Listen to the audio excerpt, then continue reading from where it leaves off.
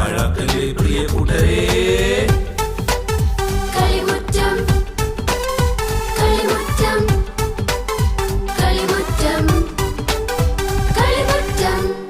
എല്ലാ കൊച്ചു കൂട്ടുകാർക്കും കളിമുറ്റത്തിന്റെ ഇന്നത്തെ എപ്പിസോഡിലേക്ക് സ്വാഗതം. നാളെ സ്കൂൾ ഓർക്കാൻ പോവല്ലേ? ടെക്സ്റ്റ് ബുക്കും നോട്ട്ബുക്സും മേടിച്ചോ? ടെസ മേടിച്ചോ? ഞാൻ മേടിച്ചു. ടെസ മേടിച്ചോ? ഞാനും മേടിച്ചു. എങ്കിൽ കൂട്ടുകാരെ, നമുക്ക് നമ്മുടെ ആദ്യത്തെ സെഗ്മെന്റിലോട്ട് പോയാലോ?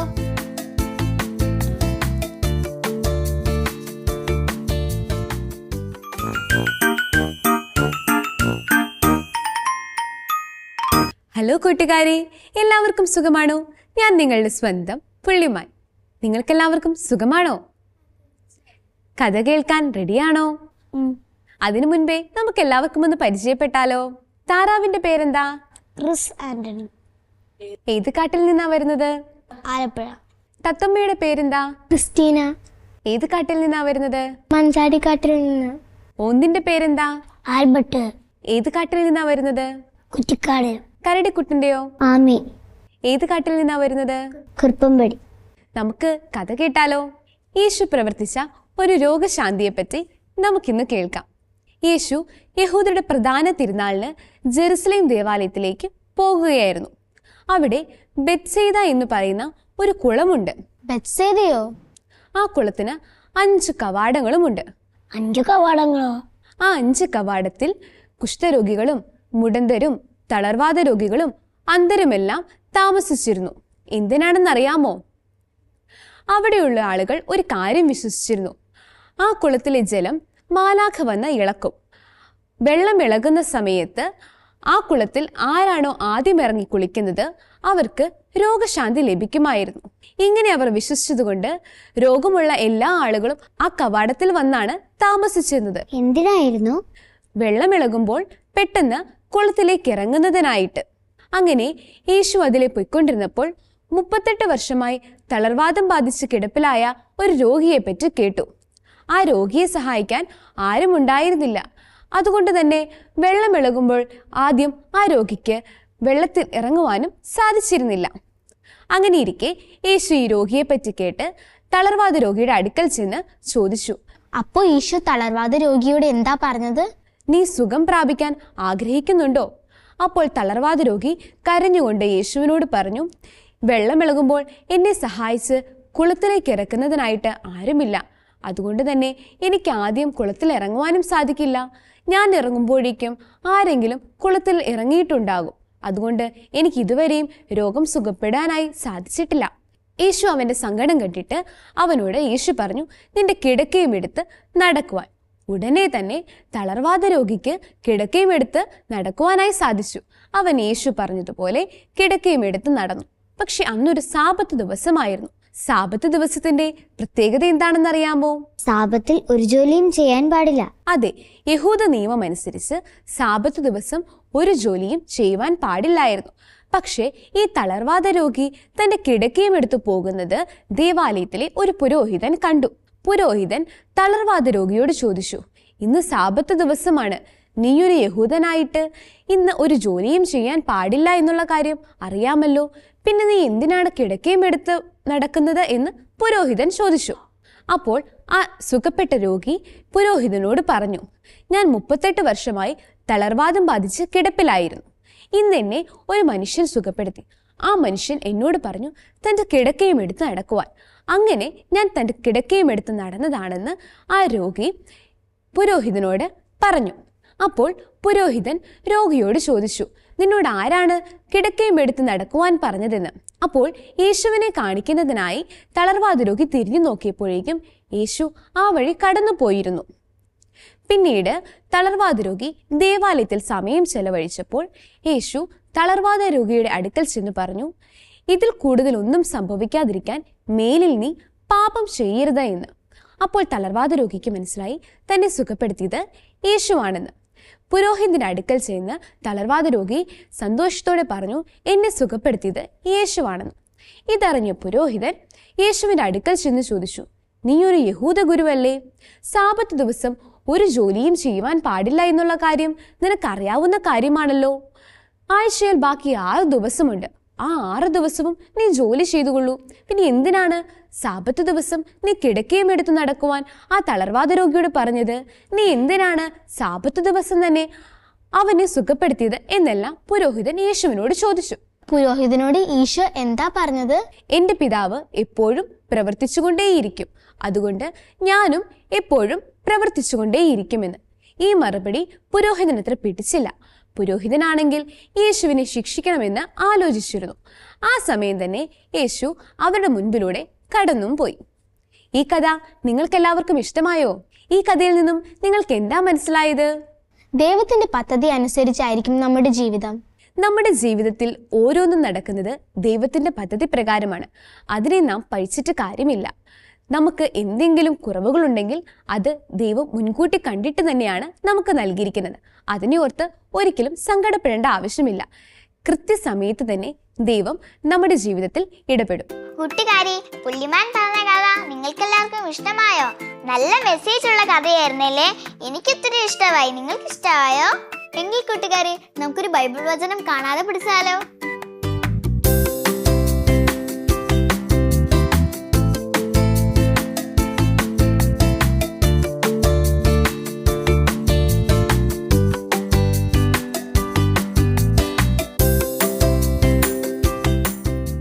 മനുഷ്യർക്ക് ഇത് അസാധ്യമാണ്, എന്നാൽ ദൈവത്തിന് എല്ലാം സാധ്യമാണ്.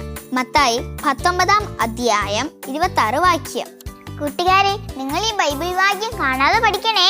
എങ്കിൽ കൂട്ടുകാരെ, ഇത് സെഗ്മെന്റിലോട്ട് പോയാലോ?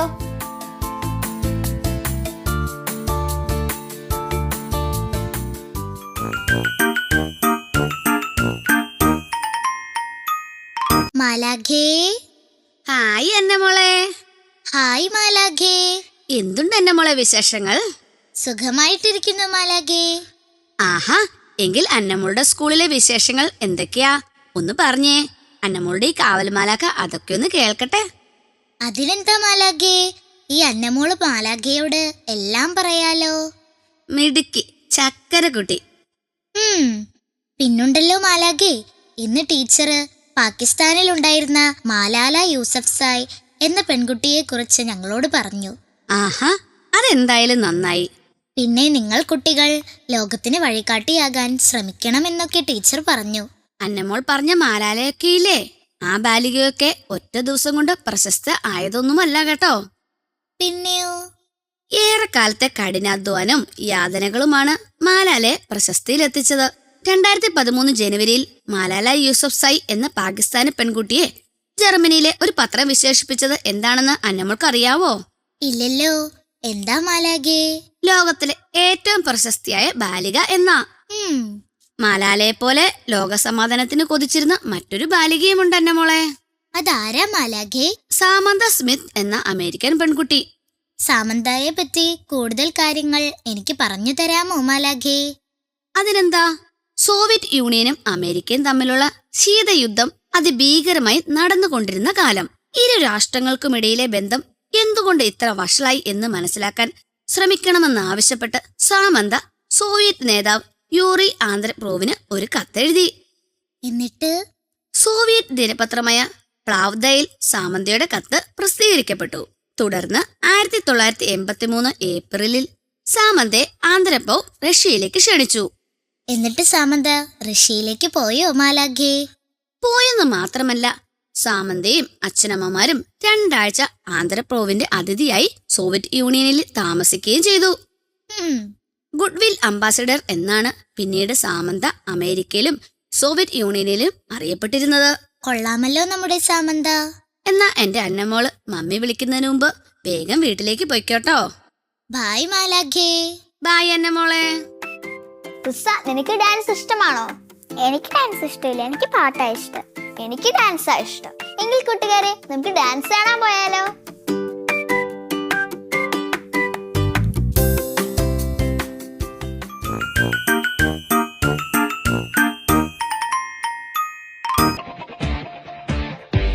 ஆதியாகமம் 33ஆம் அதிகாரத்தின் 20வது வசனத்துல யாக்கோபு ஆண்டவருக்காய் ஒரு பலிபீடத்தை கட்டி அவருக்கு ஏன் என்னோக்கே இஸ்ரவேல் என்று பெயரிடுகிறான். தன்னுடைய வாழ்க்கையில் நடந்த எல்லா அனுபவங்களையும் பலிபீடமாய் கட்டி அவர் ஆண்டவரை உயர்த்துவது போல நாமும் அவரை உயர்த்துவோம். ஏன் எல்லோகே என்று சேர்த்து சொல்லுவோமா?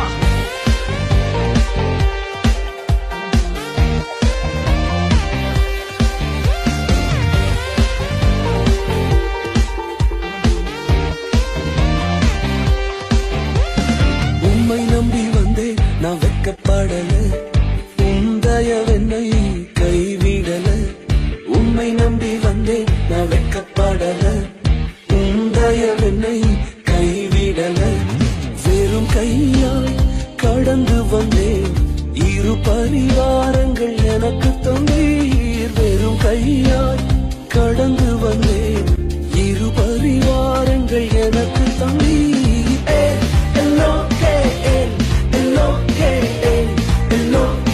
உம்மை துதிப்பேன்.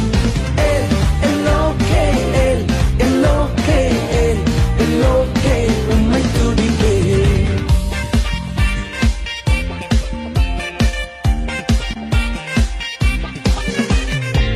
நாங்கள் கைவிடப்பட்ட நேரங்களில் எங்களோடு உடன்படிக்கை செய்து எங்களை உயர்த்தினீரே.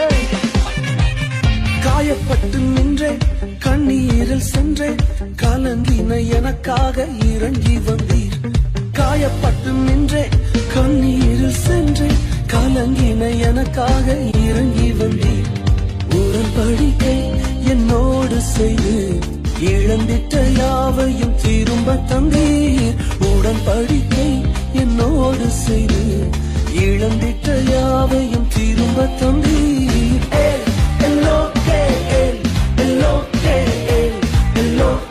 உம்மை துதிப்பேன்.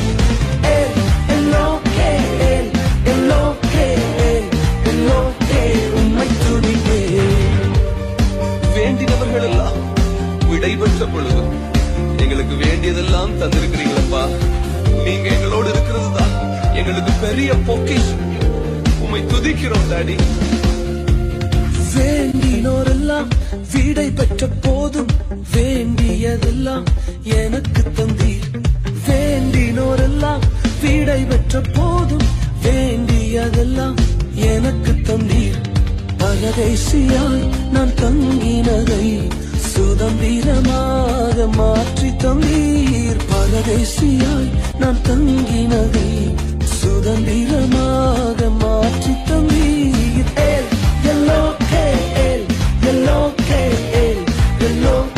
உம்மை துதிப்பேன்.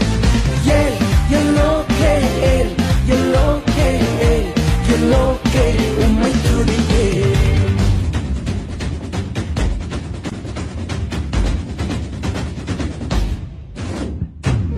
நம்முடைய சொந்த ஜனங்களுக்கு முன்பதாக நம்முடைய அழிவை காண நினைத்த எதிரிகளுக்கு முன்பதாக கர்த்தருடைய தலைகளை உயர்த்தி வைத்திருப்பது உண்மை என்று சொல்லுகிறவர்கள் என்னோடு சேர்ந்து அவரை பாடி துதிப்பீர்களா?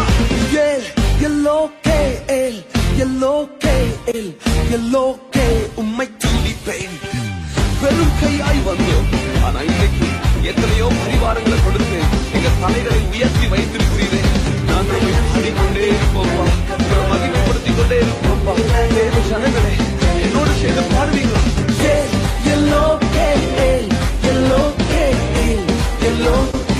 உம்மை துதிப்பேன். கரங்களை நல்லா தட்டி எல்லோரும் சேர்ந்து பாடுவோம்.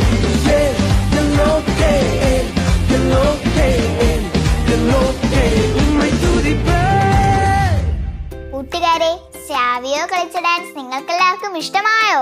എങ്കിൽ നമുക്കൊരു ഗെയിം കളിക്കാൻ പോയാലോ?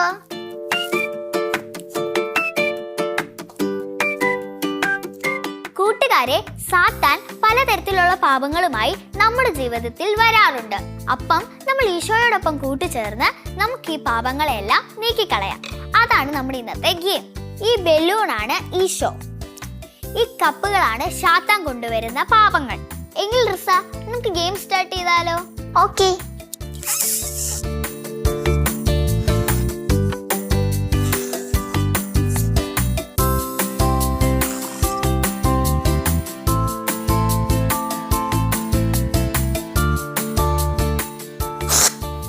കൂട്ടുകാരെ, സാത്താൻ കൊണ്ടുവരുന്ന പാവങ്ങളെല്ലാം ഈശോയോടൊപ്പം ചേർന്ന് നമുക്ക് എല്ലാ പാപങ്ങളെയും നമ്മുടെ ജീവിതത്തിൽ നിന്ന് ഓടിച്ചു വിടാം. എങ്കിൽ ടെസ, നമുക്ക് നമ്മുടെ സീറ്റിലേക്ക് പോയാലോ? പോകാം.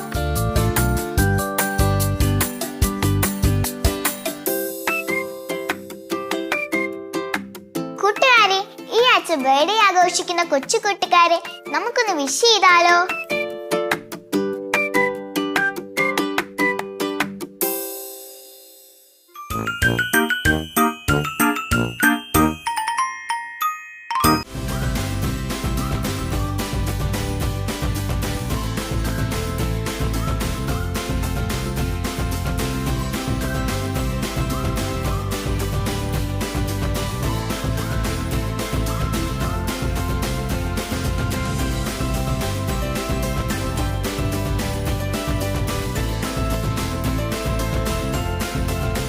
കൂട്ടുകാരെ, ഈ ആഴ്ച ബർത്ത്ഡേ ആഘോഷിക്കുന്ന എല്ലാ കൂട്ടുകാർക്കും ഞങ്ങളുടെ വക ഹാപ്പി ബർത്ത്ഡേ. എങ്കിൽ കൂട്ടുകാരെ, ഇത് സെഗ്മെന്റിലോട്ട് പോയാലോ?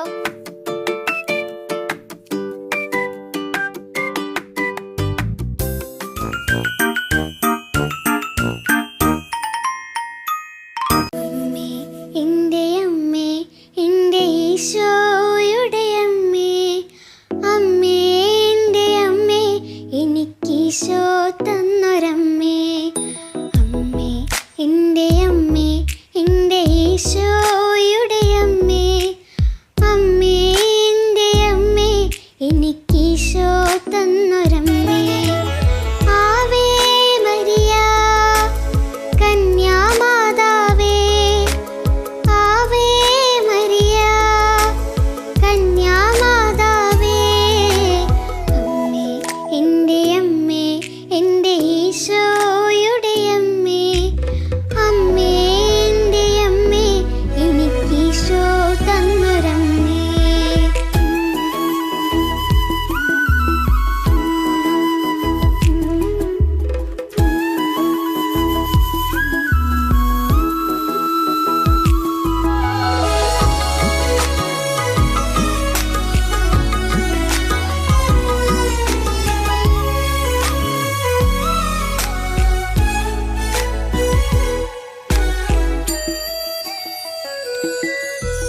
തലമുറകൾ തോറും പാടും ഭാഗ്യവതിയമ്മ, ജപമണിമാലകളിൽ ഉയരും നന്മ നിറഞ്ഞവളമ്മ.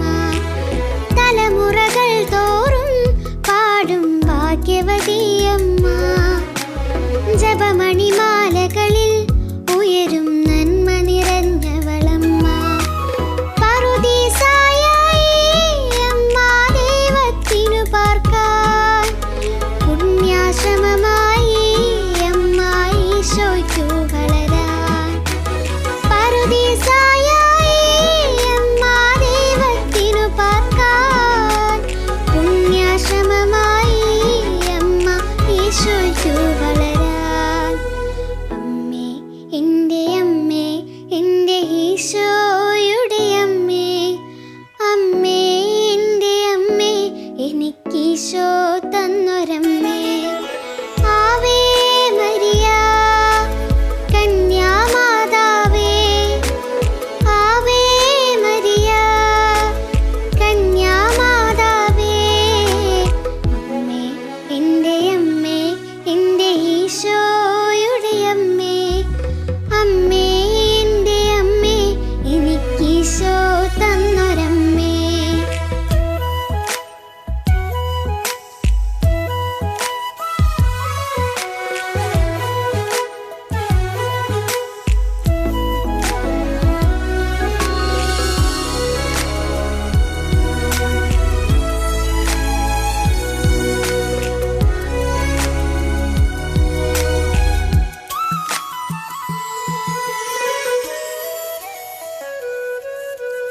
മിഴികൾ നിറയുമ്പോൾ അമ്മ മഴവില്ലായി തെളിയും, മൊഴികൾ ഇടറുമ്പോൾ എന്നുടെ സ്വരമായി തീർന്നിടും. മിഴികൾ നിറയുമ്പോൾ അമ്മ മഴവില്ലായി തെളിയും, മൊഴികൾ ഇടറുമ്പോൾ എന്നുടെ സ്വരമായി തീർന്നിടും.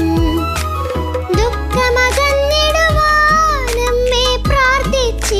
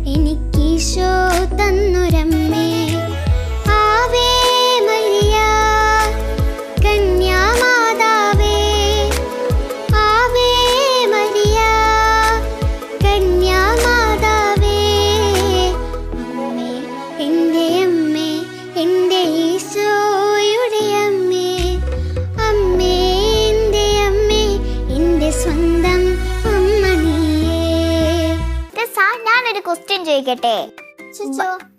ബൈബിളിൽ പറയുന്ന സ്ത്രീയായ ജഡ്ജി ആര്? ഒരു ക്ലൂ തരാമോ? എങ്കിൽ ഞാൻ ആൻസർ പറയട്ടെ. പറഞ്ഞോളൂ. ഡബോറ. ഡബോറയോ? ഞാൻ കേട്ടിട്ടില്ലല്ലോ ആ പേര്. എങ്കിൽ ഞാനൊരു കുസൃതി ചോദ്യം ചോദിക്കട്ടെ?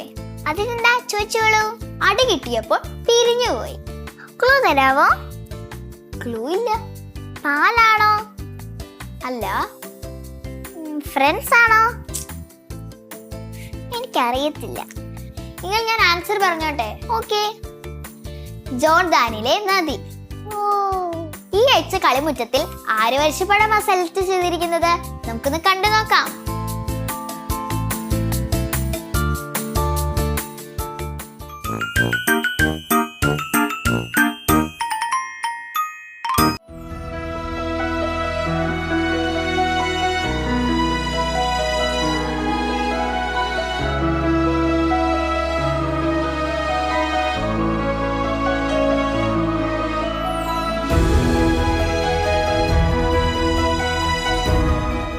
കൂട്ടുകാരെ, പടങ്ങൾ വരയ്ക്കാനും കളിമുറ്റത്തിൽ പങ്കെടുക്കാനും താല്പര്യമുണ്ടെങ്കിൽ അതിനായി ഞങ്ങളുടെ address: the producer, Kalimuttam, divine vision, divine retreat centre, Muringoor PO, Chalakudy, Thrissur. Pin 680309. Email kalimuttmgtv24@gmail.com. Phone 8606460033. കൂട്ടുകാരെ, ഈ ആഴ്ചത്തെ എപ്പിസോഡ് നിങ്ങൾക്ക് എല്ലാവർക്കും ഇഷ്ടമായോ? എങ്കിൽ അടുത്ത ആഴ്ച ഇതിൽ നല്ല എപ്പിസോഡുമായി ഞങ്ങൾ വീണ്ടും വരും. Till then, bye.